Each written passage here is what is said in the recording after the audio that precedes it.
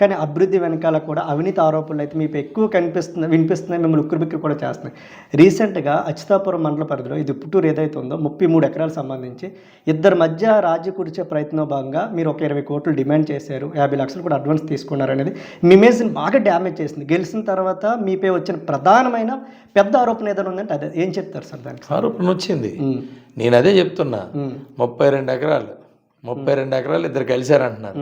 అసలు నేను మొన్న కూడా ప్రెస్ మీట్ పెట్టి చెప్పాను, ఇది ఆల్మోస్ట్ 72 సంవత్సరాల నుంచి జరుగుతున్న 55 సంవత్సరాల నుంచి local court, Yelamanchili court, Visakhapatnam court and high court, supreme court, ఇవన్నీ కోర్టులో తిరుగుతుంది. ఇద్దరు ఉన్నారు, ఇద్దరు వెళ్ళి వాళ్ళు ఏదో మాట్లాడతారు, ఇద్దరు కలిసిపోయారండి. ఫస్ట్ పాయింట్ అంటే వాళ్ళిద్దరి వైపు లేదు.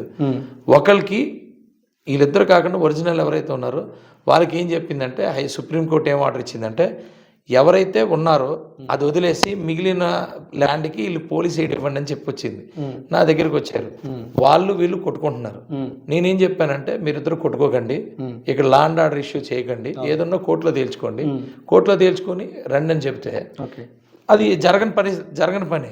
ఎందుకంటే అక్కడ పరిస్థితులన్నీ వేరుగా ఉన్నాయి. యువతలోడు ఎంత ఉన్నాడు, అవతలోడు ఎంత ఉన్నాడు, ఇదన్నీ పరిస్థితులు వేరుగా ఉన్నాయి. కానీ నేను క్లియర్గా ఏం చెప్పానంటే మీరు 100% అక్కడ రావడానికి లేదు, కొట్టుకోవడానికి లేదు, ఏదన్నా ప్రాపర్గా వెళ్ళాలని చెప్పాను. ఒకవేళ ఎలాగే చేస్తే ఎక్విజేషన్ పెట్టేస్తాను, ఆ డబ్బులు కోర్టులో కట్టేస్తాను, కోర్టు ఎవరికైతే టైటిల్ ఇస్తుందో వాళ్ళకి ఇచ్చుకుంటుంది, ఇంక మాకు సంబంధం ఉండదు. ఎందుకంటానంటే ఈ కేసు స్టేట్లోనే ఐడెంటిఫైడ్ కేసు ఈ లా అండ్ ఆర్డర్ ఇష్యూలో. ఏమండి అయిపోయింది. వీళ్ళిద్దరిని ఏమన్నానంటే ఇది ఎప్పటికీ నాకు ఇంతకుముందు కూడా తెలుసు, 2024 వరకు కూడా కేసు ఉంది. 2024 వరకు నేను ఏ రోజు కూడా అందులో దూరలేదు. 2024 తర్వాత నాది కదా లా అండ్ ఆర్డర్. సో నా దగ్గరికి వచ్చింది. నా దగ్గరికి వచ్చినప్పుడు నేను కేవలం ఇద్దరిని కలిసి ఒక మాట అనుకొని ఏదో చేసుకొని సెటిల్ చేసుకోండి అని మాత్రమే చెప్పా. వీళ్ళిద్దరు ఏంటంటారంటే మీ ఇద్దరు సెటిల్ చేసుకున్నాం అంటారు.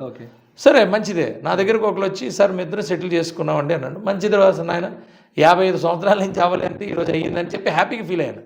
అయిన తర్వాత ఇంకొక అతను వచ్చాడు, సార్ నా దాంట్లో కట్టేస్తున్నారు సార్.